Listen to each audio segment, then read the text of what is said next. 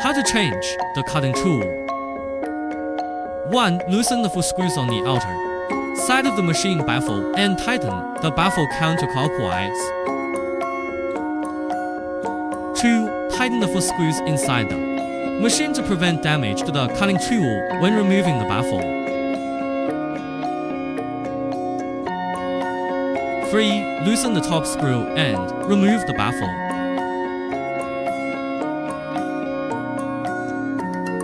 4. Loosen the internal screws one by one and remove the cutting tool.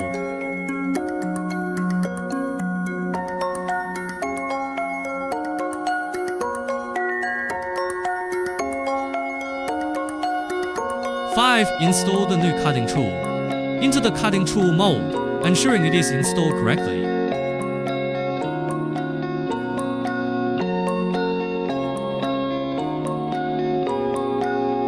6. Place the mold back into the machine and tighten the internal, top, and external screws all at once.